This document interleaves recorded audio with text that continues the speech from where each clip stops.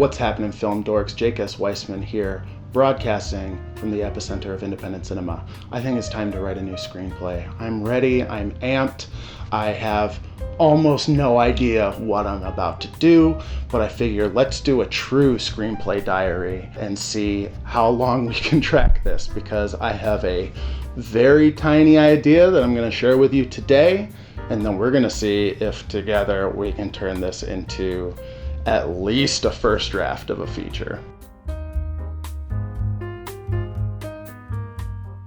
I tend to start every screenplay the same way. That's with the notebook. I need to sketch things out, much like I don't know if there are painters out there who just immediately take their oil paint and throw it on a canvas without ever thinking about anything. There's other pages, there's other canvases, there's other media to sketch things out and see how you want to play it before you start actually typing. That's why there's always that kind of blank cursor page. If you haven't thought about your script at all, I always say you write in your head. You're always writing in your head. It doesn't always have to be the words that you put on paper. You are constantly writing in your head. You can write whenever you want, all the time.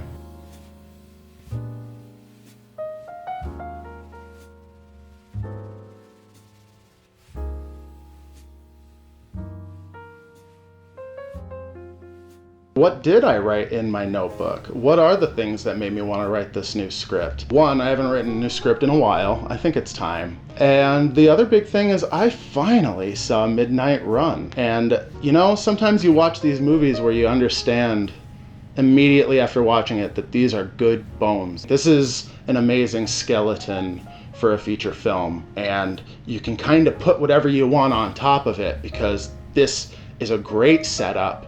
It's a wonderful execution, and everything that's promised is delivered. I realize as I edit, I'm sitting here talking about Midnight Run like it's Infinity War and everybody on Earth has seen it. Shit, I used to get Midnight Run and Midnight Express confused before last week. I pretty much knew it from Rick and Morty memes. Who wants to come watch Midnight Run with director's commentary on?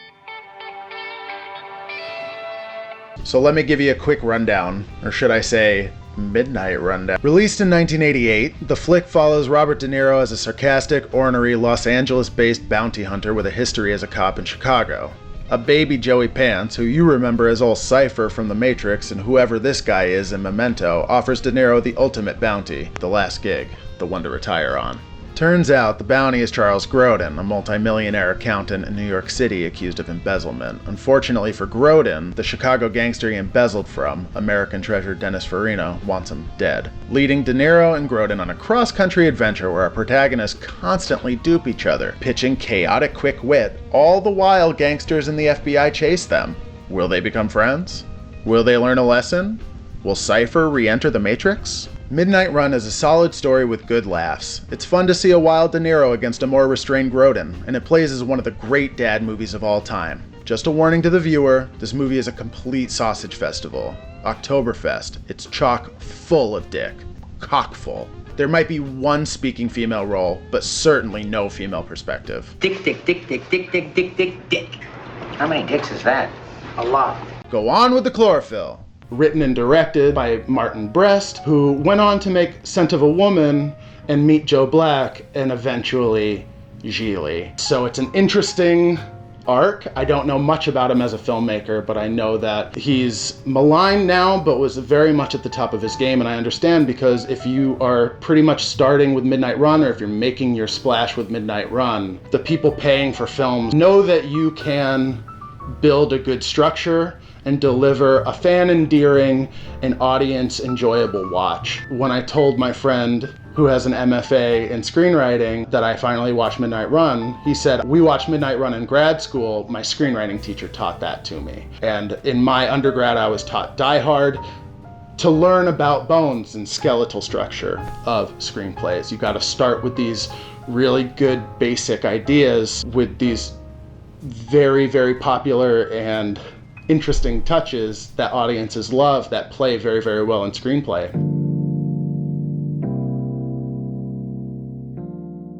So when I saw Midnight Run, I saw that same kind of idea. Every once in a while, I will watch a movie and I'll say, man, I want to write that. It's just a good place to start. It's a good place to start finding a structure that works on several levels for several different genres. So I chose Midnight Run in terms of a fun buddy film, something light, something action-filled, something funny, because I really, really want to write that kind of a script. So, what did we start with here? Almost nothing.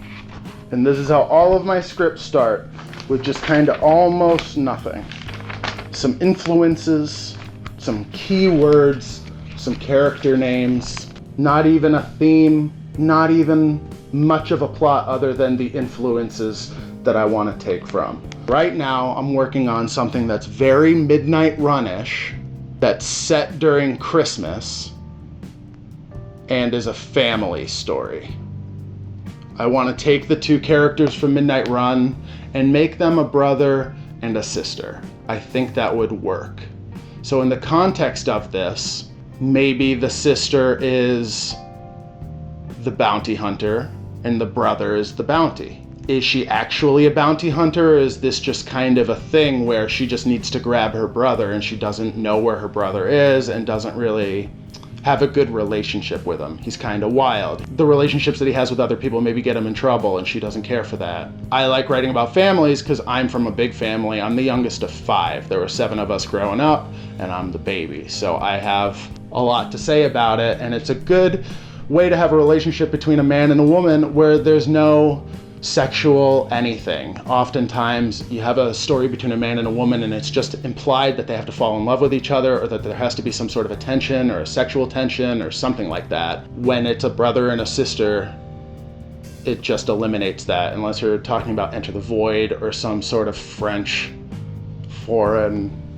A24 can kind of thing, which is not what I'm going for. I'm not going for like a Royal Tenenbaums Freudian, like, that's not this kind of a movie. So brother, sister, Christmas. I kind of had this idea, well, what if their father is dying and they don't have a mother and he's in hospice, and the father's dying wish is to see his son. His daughter is there. She has no interest in seeing the son, but she knows she can get him. And this is the story of her going to get the son, and everyone's coming after the son, but she needs to get him to the father by a certain point before he passes. I think that's kind of an interesting idea. Who else is chasing them? She needs to grab him, but he's in his own kind of kerfuffle. So maybe there's a loan shark or a gang or crazy exes. I'm not really sure what we want to do yet. And I want their last name to be Peaches.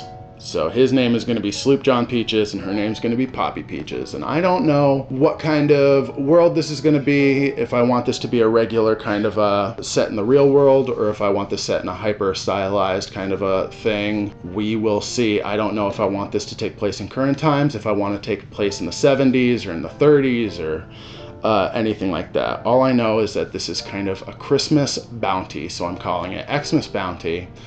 For the time being, and I'm gonna try and write some pages, and I will share them with you as I write them.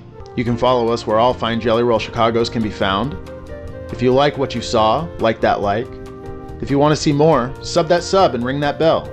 We want you to share your thoughts, so please comment below. And don't forget to tune in Thursday nights at 9/8 Central for Film Stuffs Live, Jelly Roll Chicago's weekly video podcast where we interview independent filmmakers and chat about movies and the ever-changing landscape of cinema. Thank you so much for tuning in, and I will see you in the future.